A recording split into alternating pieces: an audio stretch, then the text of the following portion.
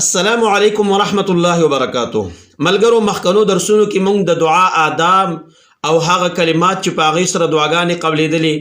هغه کسان چې د هغې دعاګانې قبلېدلې او هغه کسان چې د هغې دعاګانې نه قبلېدلې، موږ د احادیثو او د قرآن په رڼا کې تاسو ته وښودل.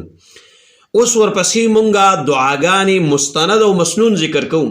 کمې چې د نبي علیه الصلاة والسلام او د صحابو نه په صحیح روایاتو کې منقولې دي. نو د ټولو نه اول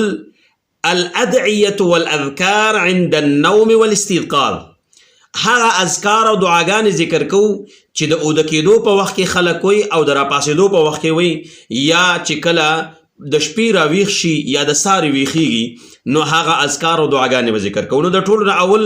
د اوده کېدو په وخت دعاګانې د نبي علیه الصلاة والسلام نه ګڼې دعاګانې منقولې دي. څو دعاګانې موږ تاسو ته وړاندې کوو. لومبنۍ دعا چې په روایت د حذیفه رضی الله عنه کې راځي، هغوی فرمایي کان النبي صلی الله علیه وسلم اذا اخذ مضجعه من الليل، کله به چې نبی علیه الصلاة والسلام خپل بسترې مبارکې ته راغی، وضع یده تحت خده،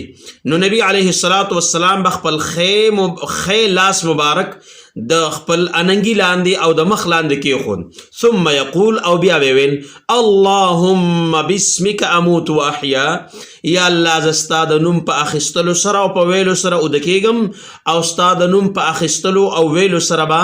راپاسېږم او راویښېږم. دا حدیث امام بخاری رحمت الله علیه 415 کرته ذکر کړی دی، لکه په 6312 باندې، 6314 باندې، 6324 باندې، 7394 باندې، او دا حدیث د ابوذر رضی الله عنه نم مروي دی او منقول دی. په بخاری کې 6325 باندې او په 7395 باندې، او دا صحیح حدیث دی.